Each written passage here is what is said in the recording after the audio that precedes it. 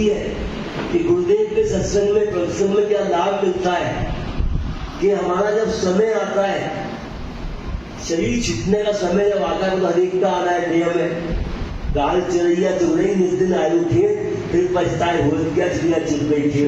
वो सबको आएगा, सबको डसेगा लेके जाएगा। वो अलग बात है।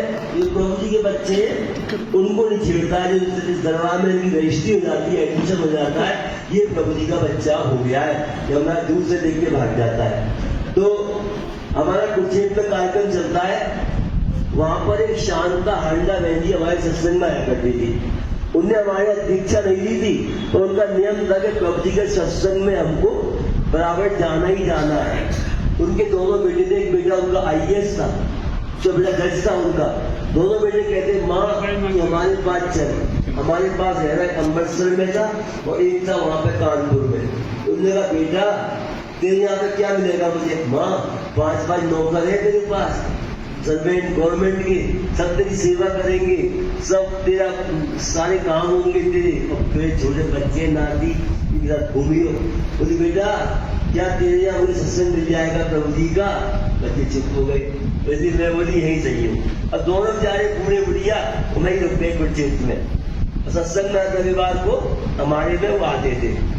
अभी क्या हुआ, हमारा माता के सामने की बात है, हमारा अखबार धर्मशाला में कार्यक्रम था, तो कार्यक्रम चल रहा था, तो जब भी नियम था कि मैं लोग भजन गाते थे, फिर मैं बोलता था, फिर श्री माता जी उसकी बात बोलते थे, माता जी के बोलने का फिर बीच में कोई भी नहीं बोलता था। इंडिया में सबको पता है पुराणों को।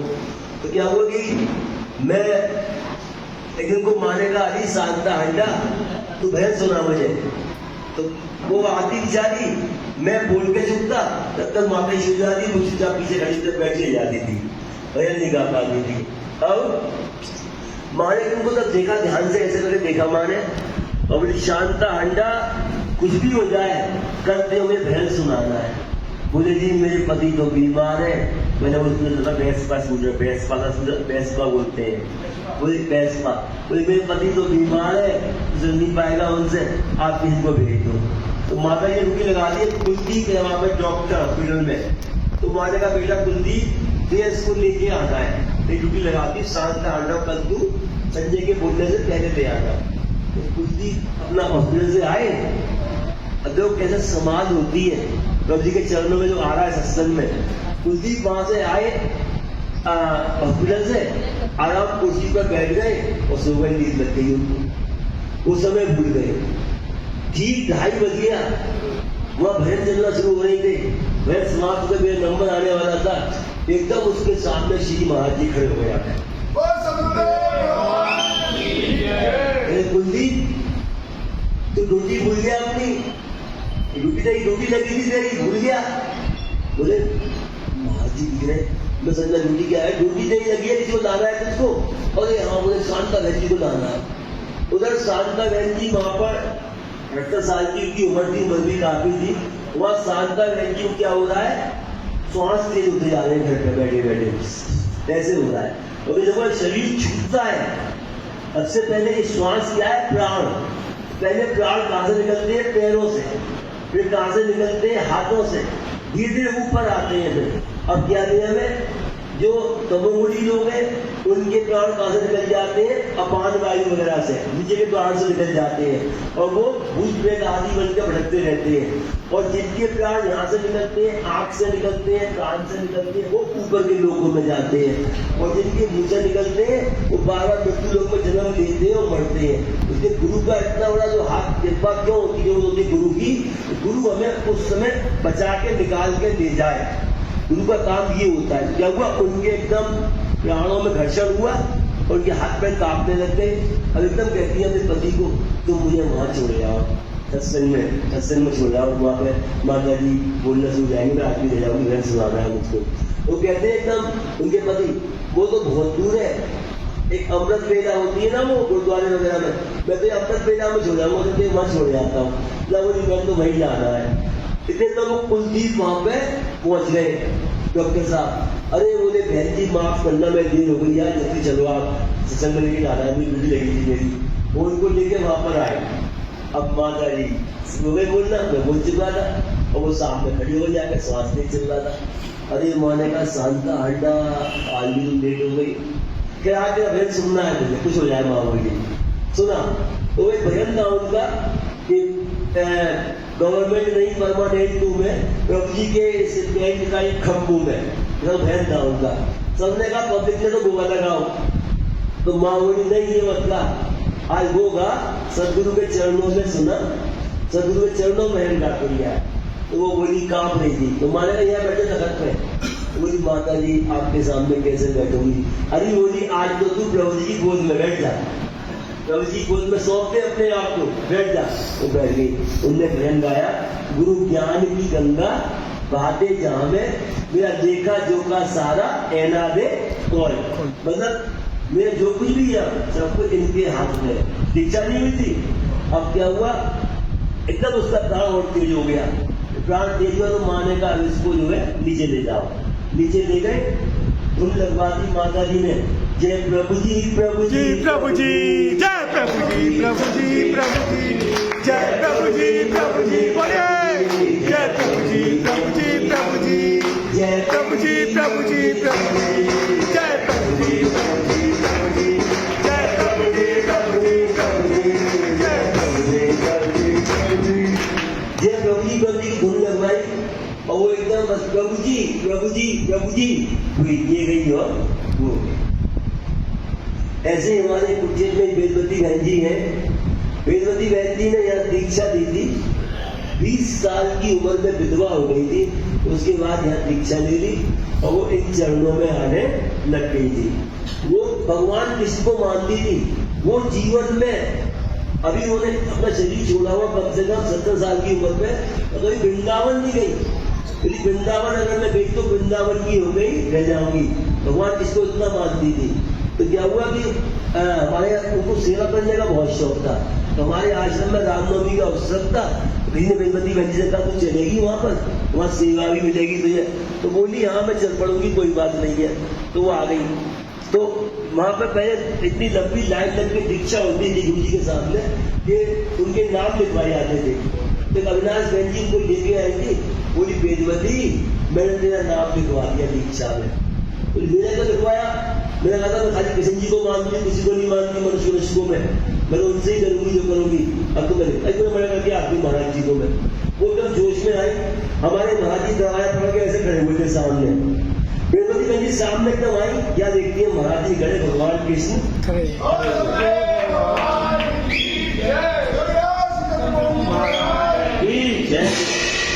देखा, फिर महाराज जी, फिर देखा, फिर कृष्ण जी, और बलकर चरणों में गिर के प्रणाम किया, पैर पकड़ लिए, महाचरण पकड़ लिए। बोले महाराज जी फिर क्या बात है वेदवती, वो दीक्षा ले ली है, तो दीक्षा लेती नहीं है इंसान लोगों से, तो भगवान किसको मानती है? नहीं आप मेरे कृष्ण, आप ही सब कुछ ब्रह्मा विष्णु ऐसे करके फिर महाराज जी दीक्षा दी। तो 20 साल की उम्र से उन्होंने प्रभु जी के प्रचार में अपने जीवन को लगाया। उज्जैन में सत्संग की धूम मचा दी। जब वो गाती थी तो लोगों के ध्यान लग जाते थे, भजन वगैरह गाती थी, तो उनकी वाणी में ओज था, तेज था, तो उसके वजह से वो गाती थी। तो क्या हुआ, उनकी माँ उनके पास आई हुई थी, उनकी एज ऐसी हो गई थी, कोई 70 साल की 80 साल की उम्र की होगी। तो अपनी माँ से कहती देख मैंने इनसे दीक्षा ले ली है, तू भी ले ले, तू भी दीक्षा ले ले। कहते गुरुविंद गति नहीं साहबे दी नहीं, तो तू भी दीक्षा ले ले। बोली ना मैं तो विष्णु जी को मानती हूँ, मैं तो विष्णु जी को मानती हूँ। अब रामायण खुद कह रही है क्या, गुरु बिन भगवती नहीं ना कोई, जो ब्रह्मजी शंकर समय। ब्रह्मजी माने ब्रह्मा भी और विष्णु भी, एक बनाने वाला, एक रचना करने वाला और एक शंकर जी। उनके समान होने में भी गुरु के बिना गति नहीं होगी। तो उन्होंने कहा वेदवती दीक्षा ले ले, ना विष्णु जी को मानती हूँ।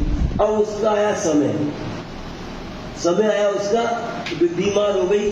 बीमारी का तो उनको भाना आता है ना, जब किसी का समय आएगा तो अटैक पड़ गया या ऐसा बुखार आया, पता ही चला गया उसमें, जब कोई ऐसी कोई बीमारी आई, कोमा में चला गया तो चला गया, ये तो भाने है सब। निश्चिंत है, मृत्यु अटल है, मृत्यु सबकी आगे मृत्यु नहीं देखती कि जवाने के बूढ़ा है कि बच्चा है, वो तो निश्चित समय पर आएगी। इसलिए कहते हैं हमारे यहाँ क्या है, योगी बच्चे जो है वो हर चीज के तैयार रहते हैं, वो अपने आप को इतना अंतर मन में डुबो लेते हैं, उनकी इतनी शक्ति प्राप्त कर लेते हैं, वो निर्भय होकर अपने काम करते रहते हैं, जो होगा वो सब देखेंगे।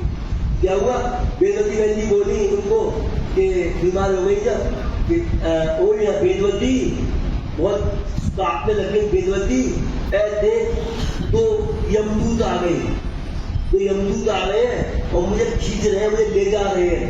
उन्होंने कहा यह यमदूत का क्या काम, यमदूत यहाँ पे कैसे आ गए, बुलाओ अपने विष्णु जी को, आवाज दो विष्णु जी को। तो कहती है विष्णु जी आओ, विष्णु जी आओ, विष्णु जी आओ। लेकिन वेदवती विष्णु जी नहीं आते, नहीं आ रहे, वो आदमी के जवाब दे रहे हैं, बहुत कस रहे हैं, बोले बुला मेरे प्रभु जी को, अब बुला मेरे प्रभु जी को। तो कहती है वेदवती के प्रभु जी आओ, वेदवती के प्रभु जी आओ, वेदवती के प्रभु जी आओ। ए वेदवती बत्ती जल गई सी, मतलब विकास हो गया, और ए वेदवती के प्रभु जी आ गए, प्रभु जी आ गए। और प्रभु जी कह रहे हैं होले होले चल, हंसी पीछे पीछे आने पे, होले होले चल पीछे पीछे आने पे। ऐसे ही कुरुक्षेत्र के अंदर दीक्षा चल रही थी, तो एक छोटे जब एक बहन ने दीक्षा ली, जनक ने दीक्षा ली थी श्री माता जी से, उसने अपनी बड़ी बहन से भी कहा, अब आप महिलाएं खुश करती हो ना आपस में, तू कहा गई, तू का दीक्षा दी, तेरे गुरु कौन, तेरे कौन, तूने कहीं साड़ी पहनी, तू कहाँ से ले आई है, तू कहाँ से ले आई है, तो ऐसी खुशबू होती उनमें। उन्होंने कहा तूने ये बता कोई गुरु बनाए, दीक्षा ली क्या, मैं तो ले ली, कौन से ली, यहाँ इनसे ले ली, ये आश्रम में वो माता जी का नाम लिया, तुम माता जी से ले ली, तो मैं भी ले लूँ, तू भी ले ले। उनने भी दीक्षा ले ली, 1000 की महिला दीक्षा ले ली उसने, और दीक्षा लेने के बाद वो महिला जो है सबको स्वरूप में ले जाता, दीक्षा के बाद सभी यहाँ पे स्वरूप थी हमने आज, तो वो स्वरूप खत्म हो गई मेरे पास। अब वो महिला मेरे पीछे पड़ गई, मुझे तस्वीर दे, हजाने वाले ऐसे बोलते हैं, मुझे तस्वीर दे माता जी की। मैं तस्वीर तो खत्म हो गई, अरे बोले मैंने दीक्षा में पूरे 5 रुपए दिए, तस्वीर तो लेके जाऊंगी, तस्वीर तो लेके जाऊंगी, 5 रुपए दीक्षा में दिए। अरे मैंने कहा ठीक है कल है, कल दे दूंगा, परसों दे दूंगा, अभी आगे दे दूंगा, मैं तो लेके जाऊंगी। बैठ गई, मेरे पास माता जी का एक BA का डिग्री का वो रखा था, छोटा वाला सिंह इतना सा, ब्लैक एंड व्हाइट उस समय का पासपोर्ट साइज राइट। मैंने वो पासपोर्ट साइज का स्वरूप उठाकर उसको दे दिया, एक तरी ले जा, तेरे बड़े आ जाए तो उसको मैं, तो उसको करके उसको भी रख लियो, क्या दे दियो, क्यों दे दूंगी बोली, दूंगी थोड़ी, ये भी तुम वो भी लेके जाऊंगी, तो ठीक है ले जा। अब वो ले गए, अब 3 दिन बाद तो बीमार हो गई बेचारी, बीमार हो गई, तो उससे मिलने उसकी उम्र की सहेलियां आई, और सहेलियां मुझे अब खेत में दिखाई दी, चुप में रह नहीं सकती। अब वो आई तो बोली तू बीमार हो गई, हाँ हो गई, तेरे गुरु बनाया कोई, हाँ बना तो लिया है, पालना गुरु बिना कभी नहीं होती है, बना तो लिया है, कौन है तेरा गुरु, बोले है, कहाँ हमें देखा, अंदर तस्वीर रखी है, देख गया। और उन्होंने अंदर देखा तो माता की तस्वीर रखी थी, कौन सी, वो डिग्री वाली, बोली तेने ये बनाई छोटी सी गुरु, छोटी सी गुरु बनाई, ये तेरे के पास उतारेगी, अब तू गई, यमदूत क्या करेंगे तुझे, तेरी छोटी सी गुरु बनाई, ये तेरे, तो खुद भी गई, तू भी गई, अब वो दूध लगा के दिया बनाई और चली गई। अब वो बेचारी वैसे की माँ सोचे, हाय मैं अच्छी बात बनाई जनक के, छोटा गुरु बना दिया मैंने, छोटी सी छोरी बना दी। वो यूँ कह गई, एक बात सफेद नहीं है इसका, अभी उम्र भी कुछ ज्यादा ही लग रही इसकी, तो गई काम से। लेकिन जब वो रात को सोती है, श्री प्रभु जी खड़े हो गए उसके सामने, उनके चरण जमीन को छू रहे हैं और शीश आकाश को छू रहा है। बोले महाप्रभु रामराज जी महाराज, ये तो आश्चर्य की बात नहीं है, ये महिमा सिद्धि का प्रयोग किया। एक योगी, साधारण योगी, प्रभु जी की बात छोड़ दो, जो अपनी कुंडली को जगाकर सहस्त्रार में रख ले, ये अपनी सहस्त्रार में पहुंच जाए, तो मान लो खाली मूलाधार में भी संयम कर लोगे ना, एक चक्र में तुम्हें दीक्षा में बताया जो इतनी तुम्हारे अंदर की ताकत बढ़ जाएगी। यम यम चिंतयते कामम तम प्राप्नोति निश्चितम। और जो उस चक्रों को भेदता नियमित सेतु दीर्घकाल निरंतर सप्ताह सेवित को ध्यान भूमि तो लगातार करता रहेगा, लंबे समय तक अभ्यास करता रहेगा, उसका वही अभ्यास धड़ भूमि वाला बन जाएगा। योगी तो योग है उपाध्याय, योगी का भी योगी गुरु बन जाया करता है। और जो अपने कोई बिरला जो अपनी बहिर्मुखी इंद्रियों को अंतर्मुखी कर ले, बाहर का देखना छोड़ दे, बाहर का स्वाद लेना छोड़ दे, बाहर के स्पर्श छोड़ दे, इनमें शक्ति क्षीण हो रही है ना, बाहर के सुनना छोड़ दे, ये सब जो छोड़ देता है वो क्या अपनी शक्ति को बढ़ा देता है। और वो धीरे धीरे बेचता बेचता बेचता कहाँ पहुंच जाए, कोई बिरला कश्चित धीरे प्रकट आत्मन, कोई एक बिरला जो अपनी कुंडली को सहस्त्रार में ले जाए। हमारा दरबार क्या है, सिद्धि योग तो है ही, हम कोई सिखा रहे कुंडली को अपनी को उठाओ और स्वयं ईश्वर की बराबर शक्ति वाले बन जाए। तो सहस्त्रार में जब पहुंच जाए क्या होता है, अणिमा गरिमा महिमा लगिमा प्राप्ति प्राकाम कामा वसायत, सिद्धियां इतनी प्राप्त हो जाती है। अणिमा मीन्स छोटे बन जाओ हनुमान जी की तरह, महिमा मीन्स बड़े बन जाओ मैं भगवान। कामन में याद करो, जब बलि ने ये कहा, अरे वह ब्राह्मण बालक तो बस उसे 3 बार भूमि मांग रहा है, तो एक मालूम पागल को मांगने वाले कौन है, वो योगेश्वर। तुमने क्या किया, महिमा में तो इतने बड़े बन गए, 2 प्लेट में सारा कुछ नाप लिया उसका, तीसरा पुण्य सर पर रखा, उसके पाता भेजा उसको। तो वो प्रभु जी ने वहां क्या किया, महिमा शक्ति का प्रयोग कर सुदर्शन कराए, चरण नीचे छू रहे उनके, शीश आकाश को छू रहा है। क्या कहती है बोले, छोटा गुरु देख लो कितना बड़ा गुरु। और चिंता मत कर मरी, अभी नहीं मरेगी तू, जब मरेगी ना तो मैं आगे खड़ा हो जाऊंगा, जब मरेगी मैं आगे खड़ा मिलूंगा। तो तुझे ही नहीं, एक तेरे जुड़ने के कारण तेरे खानदान में जिसपे भी ये कष्ट आएगा मैं आगे खड़ा मिलूंगा। अपने दीक्षा में जो मंत्र मिलाए ना, वो मंत्र जो है ना वो मेरा ही मंत्र है। क्या कह रहे प्रभु जी, मंत्र हम दे रहे हैं, वो क्या कह रहे हैं, मंत्र मेरा ही मंत्र है। ऐसे श्री प्रभु जी हैं, ऐसे गुरुदेव हैं। मुझे याद आया, महाराज जी कहते थे, श्री प्रभु जी ने एक वचन दिया था, महाराज जी से बात कही थी कि नाम देके उनका कि जो हमारे पास जुड़ेगा दरबार में आएगा, ये नियम होता है, कर्म घृणा कर्मयोगति गति बड़ी घैन होती है, कब किसका कहाँ अगली योनि होगी, कहाँ जन्म होगा कोई पता नहीं रहता। लेकिन क्या बोलते हैं प्रभु जी, तो यहाँ जुड़ गया है, जो निश्चित बात है, रजिस्ट्री है उसकी, तो जब तक उसको मोक्ष नहीं होगा, मनुष्य जन्म मिलेगा ही मिलेगा, मनुष्य जन्म मिलेगा ही मिलेगा।